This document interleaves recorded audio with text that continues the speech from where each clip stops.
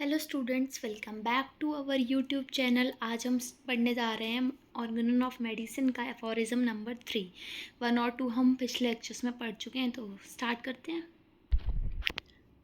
तो हमने first aphorism में पढ़ा था मिशन ऑफ द फिजिशियन, जो कि क्या है, रिस्टोर करना सिक को हेल्थ में और उसे क्योर करना। फिर हमने सेकंड एफोरिज्म में पढ़ा था हाईएस्ट आइडियल ऑफ क्योर, जो कि क्या है, रैपिड होना चाहिए, जेंटल होना चाहिए, हेल्थ को परमानेंट रिस्टोर करे और एनहिलेट कर दे डिसीज़ को, मोस्ट रिलायबल होना चाहिए, शॉर्टेस्ट पीरियड में हो जाना चाहिए और सबसे ज़्यादा हार्मलेस वे होना चाहिए क्योर का। और किस पर बेस्ड होना चाहिए, इजीली कॉम्प्रिहेंसिव प्रिंसिपल्स पे। तो ये हमने सेकंड में पढ़ा कि मिशन ऑफ द फिजिशियन क्या है, सिक को हेल्थ में रिस्टोर कर दो और फिर क्योर कर दो उसे। फिर हमने सेकंड में देखा कि क्योर क्या है, आइडियल क्योर क्या है, rapid gentle permanent all this. अब हम देखेंगे एफोरिज्म नंबर 3। एफोरिज्म नंबर 3 क्या बताता है, नॉलेज ऑफ द फिजिशियन बताता है। और नॉलेज ऑफ द फिजिशियन अलग अलग उसमें कि क्या क्या है, तो वो हम देखेंगे। If the physician clearly perceives what is to be cured in diseases, if the physician clearly perceives, अगर physician clearly perceive अच्छे से समझता है what is to cured in disease में क्या क्योर करना है, मतलब अगर फिजिशियन फुल्ली अवेयर है, उसे अच्छे से पता है कि एक डिसीज़ में क्या क्योर करना है, that is to say in every individual case of the disease.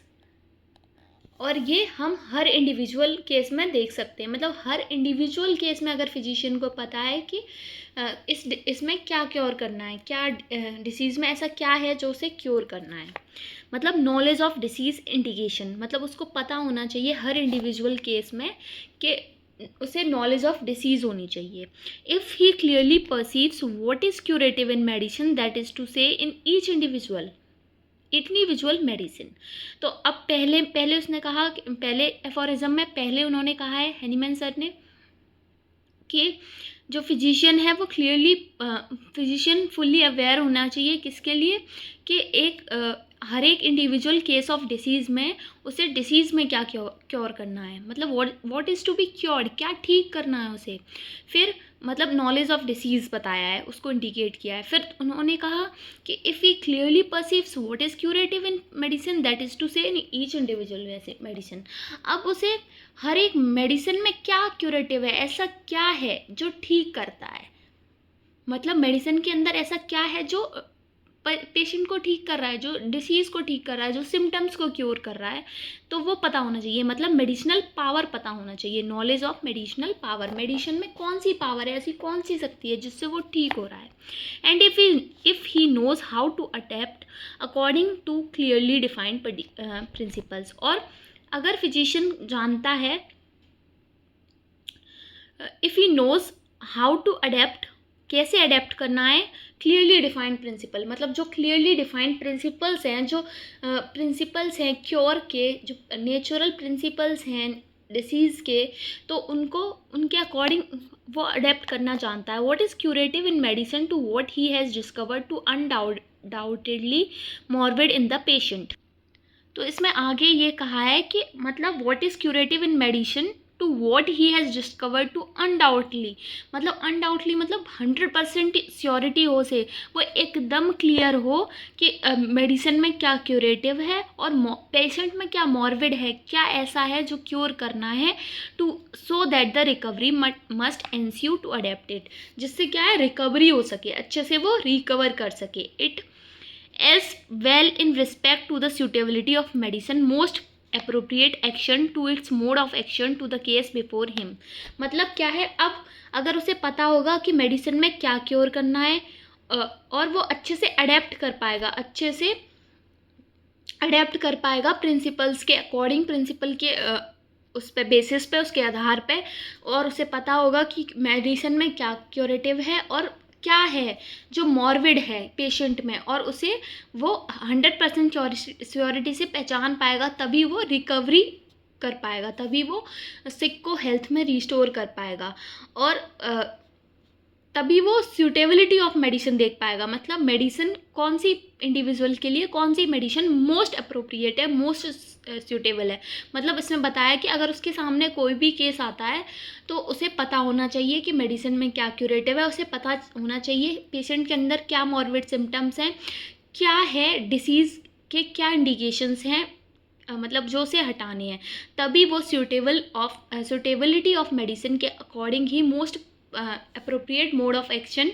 देख पाएगा जो भी उसके आगे केस आया। मतलब इसमें ये बताया कि चॉइस ऑफ रेमेडी के लिए द मेडिसिन जो इंडिकेट होगी, the choice of remedy the medicine indicated, मतलब इंडिविजुअल केस के लिए जो मेडिसिन इंडिकेट हो रही है वो निकालने के लिए, से मिनिमम निकालने के लिए उसे क्या चाहिए, उसे पता होना चाहिए कि मेडिसिन पावर क्या है, उसे पता होना चाहिए कि डिसीज़ की नॉलेज होनी चाहिए उसे, ठीक है।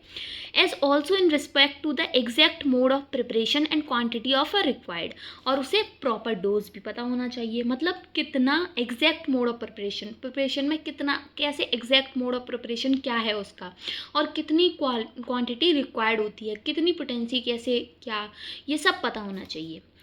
And the proper period for repeating the dose, और उसे ये भी पता होना चाहिए कि कितने टाइम बाद उसे डोज रिपीट करनी है, मतलब प्रॉपर पीरियड क्या होना चाहिए, आफ्टर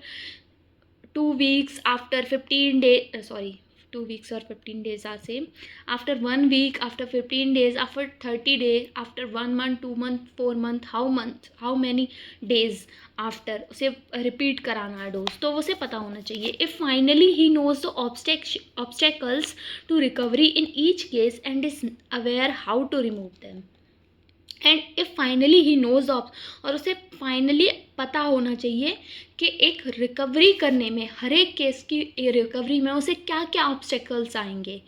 और वो उन्हें कैसे रिमूव कर पाएगा, and is aware how to remove them, और उन्हें कैसे रिमूव करना है, सो दैट द रिस्टोरेशन में भी परमानेंट, जिससे क्या हो, ताकि जो रिस्टोरेशन है, जो हेल्थ की रिकवरी हो रही है वो परमानेंटली हो। Then he understand how to treat judiciously and rationally and he is a true practitioner of the healing art. तभी वो क्या कर पाएगा, जब वो रिस्टोर कर पाएगा परमानेंट, और तभी वो समझ पाएगा कि जुडिशली और रेशनली, मतलब सारे फैक्ट्स को जानते हुए, और जुडिशली मतलब पहले से ही कोई निर्णय ना बनाते हुए वो अच्छे से उसे क्या कर पाएगा, हील कर पाएगा, और तभी वो ट्रू प्रैक्टिशनर कहलाएगा हीलिंग आर्ट का, मतलब तभी वो एक होम्योपैथ कहलाएगा। हीलिंग आर्ट क्या है, होम्योपैथी का ट्रू प्रैक्टिशनर होम्योपैथ। अब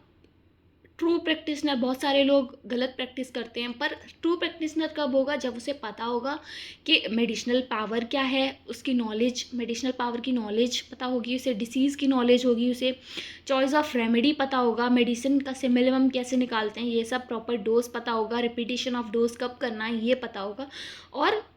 हर एक केस में रिकवरी में क्या क्या ऑब्स्टेकल्स आएंगे और उन्हें कैसे हटाना है, तभी वो परमानेंटली रिस्टोर कर पाएगा, और तभी वो एक ट्रू प्रैक्टिशनर कहलाएगा। तो एक बार ओवरव्यू देख लेते हैं। तो थर्ड में हमें पता चला नॉलेज ऑफ द फिजिशियन, मतलब फिजिशियन को क्या क्या नॉलेज होनी चाहिए। एक physician true practitioner of healing art कब कहलाएगा ये हमें जानना है। तो कब कहलाएगा, जब वो ये अच्छे से परसीव करता हो, अच्छे से समझता हो कि एक डिसीज़ में क्या क्योर करना है, मतलब हर एक इंडिविजुअल केस ऑफ डिसीज़ में जो हर एक केस आएगा तो उसमें उसे क्या क्योर करना है, क्या ठीक करना है उस केस में, ये उसे पता होना चाहिए। मतलब क्या है, knowledge of the disease, indication होना चाहिए उसे, ठीक है। फिर उसमें ही बताया कि फिर उसे ये पता होना चाहिए कि उसे मेडिसिन के अंदर ऐसा क्या है जो ठीक करता है, जो पेशेंट को क्योर करता है, वो क्या है, ऐसा क्या क्यूरेटिव है मेडिसिन में, वो उसे हर एक इंडिविजुअल मेडिसिन का पता होना चाहिए। ओवरऑल नहीं, इंडिविजुअल की बात हो रही है, इंडिविजुअल केस में, इंडिविजुअल डिसीज़ में उसे क्या क्योर करना है, और इंडिविजुअल मेडिसिन में ऐसा क्या है जो ठीक करता है, ये पता होना चाहिए। मतलब नॉलेज ऑफ मेडिसिनल पावर्स होनी चाहिए उसे। और फिर उसमें बताया कि उसे पता होना चाहिए कि जो क्लियरली डिफाइंड प्रिंसिपल्स हैं उनके आधार पर उनको कैसे अडेप्ट करना है, और उनके आधार पर कैसे उसे ठीक करना है, कैसे क्यूरेटिव, जो भी मेडिसिन में जो भी क्यूरेटिव है, जो भी पेशेंट में जो भी मॉर्बिड है उसको डिस्कवर करना है, और वो उसे 100% श्योरिटी के साथ देखना है कि इसके अंदर ये मॉर्बिड है, ये इसके क्यूरेटिव एक्शन है मेडिसिन के, जिससे रिकवरी एंस्यू हो सके, जिससे पेशेंट रिकवरी की तरफ जा सके। और उसे ये भी पता होना चाहिए कि जो मेडिसिन है वो मोस्ट सूटेबल मेडिसिन कैसे होगी, मतलब रिकवरी। फिर आगे बताया इसमें कि जो भी मेडिसिन का मोड ऑफ एक्शन है उसके अकॉर्डिंग, जो उसके सामने केस आया है उसके अकॉर्डिंग, मतलब दोनों को देखकर, जो केस है उसके आगे उसके अकॉर्डिंग उसे मोड ऑफ एक्शन देख के सूटेबिलिटी ऑफ मेडिसिन, यानी कि मोस्ट सूटेबल मेडिसिन निकालनी है, मोस्ट अप्रोप्रिएट मेडिसिन निकालनी है जो कि वर्क करे, मतलब उसे रेमेडी निकालनी है, मेडिसिन नहीं लेनी। जो भी मेडिसिन इंडिकेट हुई हैं उनमें से उसे क्या करना है, रेमेडी चूज़ करनी है। रेमेडी और मेडिसिन में डिफरेंस क्या है कि मेडिसिन क्या होती है, हमने कोई भी बहुत सारे ड्रग्स हैं उनसे हमने मेडिसिन बनाई और हमने बहुत सारी मेडिसिन दी, तो उनमें से जो एक्ट करेगी, जो क्योर की तरफ ले जाएगी, वो रेमेडी होगी, बाकी सारी क्या होंगी, मेडिसिन होंगी। तो मेडिसिन तो हर कोई देता है, पर रेमेडी क्या है, रेमेडी हमें सिक से हेल्थ की तरफ ले जाती है, क्योर की तरफ ले जाती है। तो उसे जो भी मेडिसिन इंडिकेट हुई है उनमें से उसे रेमेडी निकालनी होती है, तो वो ट्रू फिजिशियन कहलाएगा। ठीक है, फिर उसके अलावा उसे क्या पता होना चाहिए, उसे एग्जैक्ट मोड ऑफ प्रिपरेशन पता होना चाहिए, मतलब कौन सी मेडिसिन कब प्रिपेयर हुई है। इसके भी बहुत सारे हैं, जैसे बहुत सारे वो हैं कि अगर हमें पता होगा कि ये इस मेडिसिन का मोड ऑफ प्रिपरेशन क्या है, कैसे से लिया गया, प्लांट से या एनिमल से क्या, तो हम उसे अच्छे से इम्प्लीमेंट कर पाएंगे। ठीक है, फिर उसे क्वांटिटी ऑफ रिक्वायर्ड, मतलब उस मेडिसिन की कितनी क्वांटिटी रिक्वायर्ड है, कौन सी डोज रिक्वायर्ड है, ये पता होना चाहिए, प्रॉपर डोज पता होना चाहिए, और कौन सी डोज को कितने टाइम पीरियड बाद रिपीट करना है, 1 week, 15 days, 1 month, 6 month, 1 year, ये सब पता होना चाहिए। और उसे ये भी पता होना चाहिए कि अब उसने चॉइस ऑफ रेमेडी भी कर ली, उसे पता है मेडिसिन में क्या क्यूरेटिव है, उसे पता है